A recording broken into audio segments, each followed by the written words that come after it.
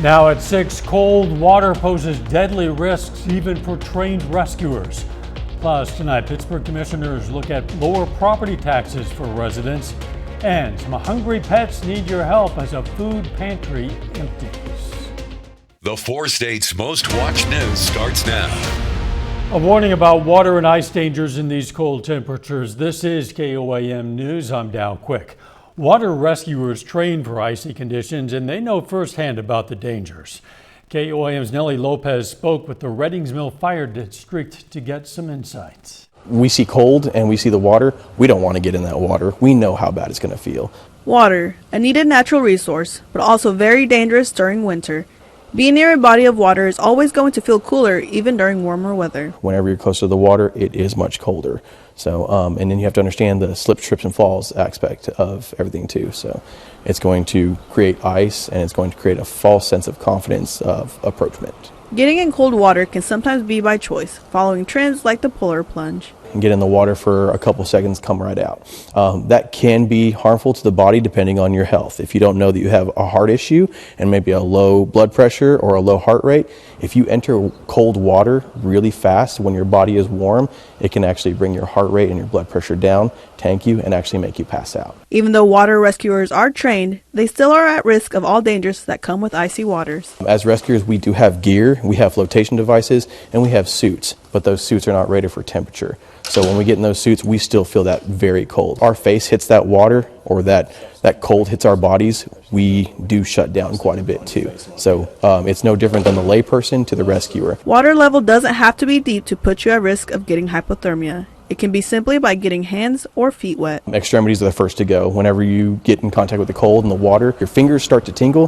What does that usually mean? You're not getting good blood flow through your fingers or your toes. The first thing to start hurting, toes and fingers. In Reddings Mill, Nellie Lopez, KOAM News. He encourages everyone to stay out of the water if at all possible and keep pets away as well. Most of their icy water rescues have been of pets and other animals. For more information on things to consider before walking on ice, check out the link with this story on KOAMnewsnow.com. Oklahoma City firefighters conducted crucial ice rescue training today on a lake amid perfect freezing conditions. The team practiced specialized techniques for rescuing victims who fall through ice. It was using an inflatable boat, and a unique one is designed to pull people up through a hole in the center. No lifting required. Officials emphasize this training is critical because ice in Oklahoma is rarely thick or safe enough to walk on. Under no circumstances is it cold enough, long enough here in Oklahoma for the ice to be thick enough to get on. The ice can be deceiving, especially with debris and grass concealing the water's edge, making it dangerous if you venture too close. In Newton, Kansas, emergency crews rescued a 15-year-old teen who got stuck sledding inside an uncovered drainage pipe at Sand Creek Station Golf Course. The drainage pipes, about a foot wide, usually have grates, but the teen somehow squeezed in under the snow cover. Officials say the teen is lucky someone was nearby to call for help, as finding him otherwise would have been nearly impossible. Authorities remind everyone to stay aware of hidden dangers when enjoying these winter activities. The weather has improved a bit, but there are still some hazards out there. Let's check in with meteorologist Austin Stantz. Yeah, thanks, Dow. Still dealing with some of those post-winter storm hazards out there. Currently, temperatures headed in the right direction, but we're right at that freezing mark today, 32 degrees. That puts us 14 degrees below average, so still cooler than usual. The commute hour underway and looking at Rangeline in 20th right now. Current conditions here at 6:04, 28 degrees. It feels like 23. But get this, that's actually anywhere from 10 to almost 14 degrees warmer than where we were just 24 hours ago. So again, temperatures headed in the right direction. Here's a look at our High Winds Casino cam out there. You'll notice still some snow-covered roadways out there. Also along the entrance there, that means that the ground is still relatively cold. So coming up, we're going to talk about the potential for some freezing fog in your forecast. Arctic air looks to return heading to this weekend, and we're going to talk about our next chance for maybe a few snow showers, Dow. All right, we'll catch you in a few. The Pittsburgh City Commission is meeting at City Hall tonight. One item on the agenda is an intent to reduce the 2027 mill rate by 1.152 mils from the 2026 budgeted mill rate. This comes after the city realized they made an error when they submitted their budget, and the reduced mill rate is designed to help provide property tax relief. We read the instruction sheet and we interpreted it different, that we were supposed to leave those in. And so our staff left that in the total. So when the county got the number at the end of the year to give us our tax dollars, they in fact removed that number, and that created a higher mill rate than was intended when we submitted our budget. City Manager Hall anticipates having Crawford County assist the city in submitting the budget for 2027. Coming up, some Joplin pets need help as a food pantry runs very low. Plus, freezing temperatures drive hundreds to emergency shelters. Springfield shelters are filled to near capacity as the cold weather drives people indoors. It's not just for warm beds. Adam Woodbury explains how the extreme temps are opening doors to new beginnings. People experiencing homelessness is a year-round thing, but shelters like Victory Mission, for example, say cold days like this can become a great opportunity to help people. We always see an influx, when it's rainy, when it's cold, when it gets super hot, it's, people kind of come out of the woods or come out of the situation. Victory Mission has 136 beds set up, and last night, all but 11 were occupied. And as people come in to get warm, Executive Director Jason Henson says it's a great time for him and his staff to build new relationships. What we're trying to do here is get you in, get you a bed, get you warmed up, get you fed, and then, hey, let's talk about the rest of your life. Let's talk about maybe a job that you could do that we could help you get together. Winter weather for the homeless can be deadly. And so we are going to be open. We're opening early, we're closing a little later to help our homeless brothers and sisters. Over at the Veterans Coming Home Center, Pastor Mark Glenn says more than 200 people were here Monday morning looking for a hot meal and a place to get warm. As a nonprofit run solely on donations, Pastor Mark says the biggest challenges are keeping the heat on and having enough toiletries and disposable dishes. When we serve 2 meals, instead of just 200, we have to serve 400. That's 400 plates, 400 forks, 400 spoons, napkins, bowls. And so we have to supply that. And for people coming through, they say they're grateful the shelter is there. It was in the negative temperatures, below zero, the past few days, and they all worked together to make sure that we didn't go hungry, that we didn't get cold, that we were all somewhere safe, we had a safe place to sleep. And over the next few days, the Veterans Coming Home Center will extend its hours a bit to give people more time to get warm. And Victory Mission will have people here around the clock to help people get what they need. The Joplin Humane Society needs your help to feed some hungry pets. Positive Connections mission is to keep pets with the families who love them by stocking a pet food pantry. However, supplies are at a critical low. They need both cat and dog food. Anything and everything: dog food, cat food, puppy food, kitten food, canned, treats, you name it, we use it. So anything you might think that your pet at home would really enjoy, somebody else's pet would enjoy as well. There are many ways you can donate. You can find links to order specific items for Positive Connections at KOAMnewsnow.com. A little later, multiple Neosho streets remain closed due to snow and ice. And things are cold and calm right now, but we're still dealing with some post-winter storm impacts. We'll break all those down coming up next. There's only a few minor changes in your forecast. Those can still have some big impacts. Let's start breaking things down. Right now we have this cold front off to our north, a boundary or a surface area that where we're going to see an elongated area of low pressure pushes east here. That's helping some of this cloud cover develop as it pushes east. This will move through this as in that cold front will push through heading into tomorrow, where we'll see that clearing of cloud cover. But first, it'll turn into more of a stationary front throughout the evening tonight, battling over warm and cooler air. Now heading through this evening, that's when we're going to start to see some clouds begin to clear out. We'll start to see temperatures falling near 12 degrees as we head into the 3, 4, 5 o'clock hour, and then nearing single digits overnight tonight. So 10 degrees overnight, clouds decreasing heading into the morning hours. But then we're going to see the opportunity for some freezing fog. Let's talk about that. It starts out as advection fog. Advection just means the movement by wind. So what happens here is we have our cold land still covered by snow, warm, moist air. So where are we getting that warm, moist air from? Well, with the snow-covered areas that we have lots of sunshine out there. Temperatures are starting to rise and just creep above freezing. So that's allowing that top layer of snow to melt. That creates moisture that then begins to rise into the air for us. So what happens at that point? Well, that warmer or moist air that is melted from that snow moves over the colder ground and it's cooled to its saturation level. But then as soon as it makes contact with the surface that's below freezing, it flash freezes, causing freezing fog. All right, let's break this down just another step here. So the air temperature reaches the dew point temperature. The dew point tells us how much moisture there is.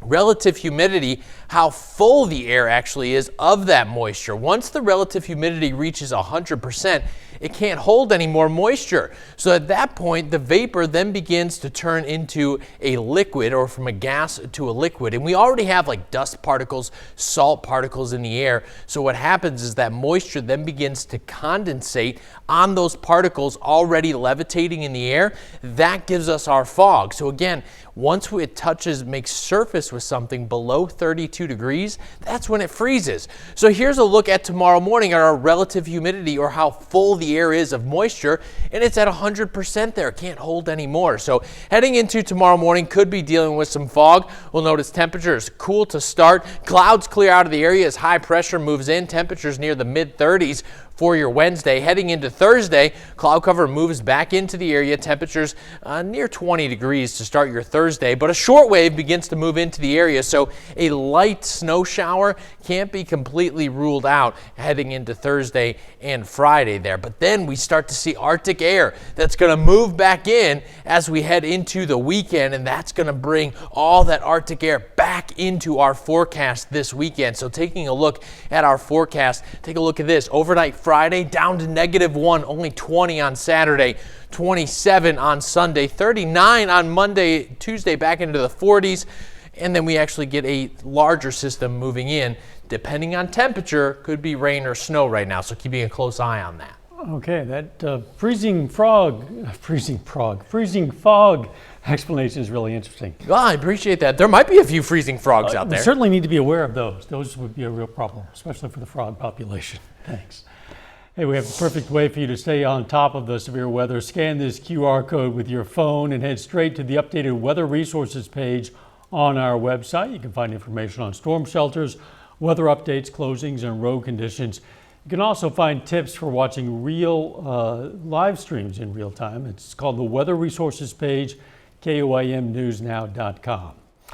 Roads across the city of Neosho remain snow-covered and hazardous today. You know, there are a lot of hills there.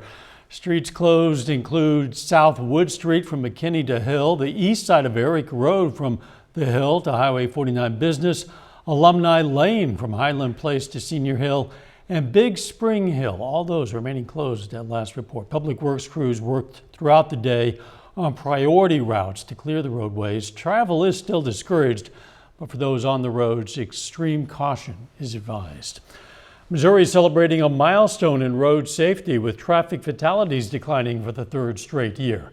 Preliminary 2025 data shows 911 deaths on Missouri roads. That's down 5% from the previous year and a 14% drop over 3 years.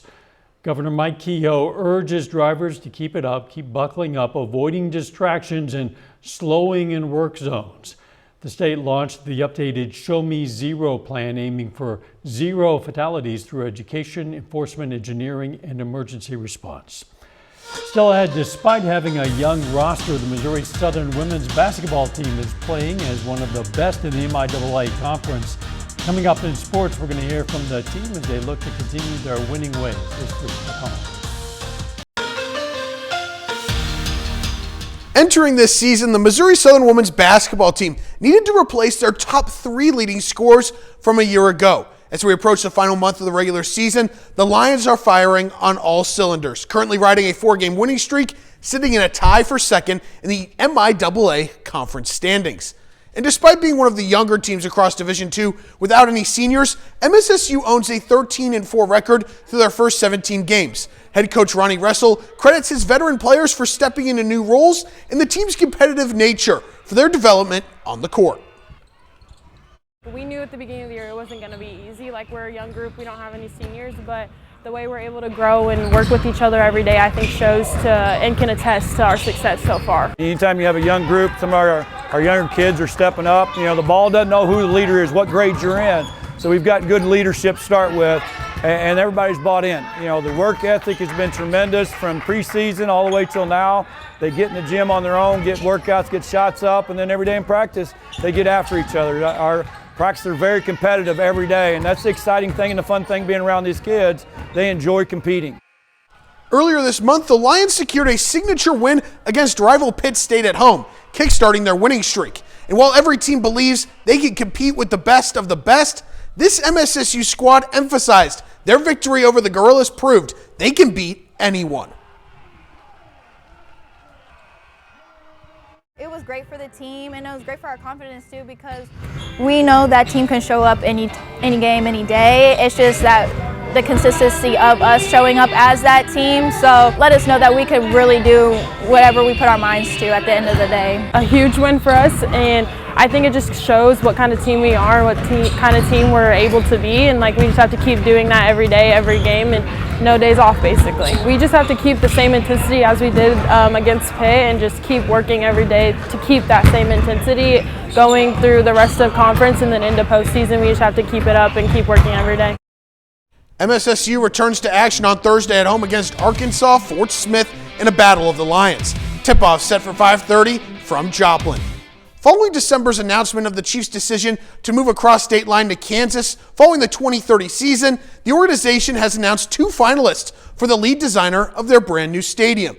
Those 2 final architectural firms are Manica and Populous. Manica's design projects include the new Nissan Stadium for the Tennessee Titans, set to open for the 2027 season, Allegiant Stadium, home of the Las Vegas Raiders, and site of the Chiefs' last Super Bowl victory over the 49ers.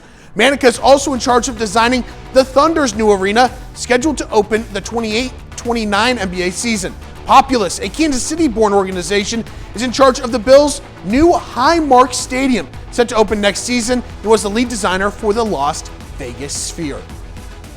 Two organizations fighting it out for that lead designer role. I think a lot of people in Kansas City would kind of hope for that Kansas City company, Populous. Oh, for sure. I know we've seen some images, but I guess that was just pure speculation, no real design decided yet. From what I've seen, the Chiefs have not announced any renderings yet. I think they're waiting to see what the lead designer comes up with. All right, we'll be right back.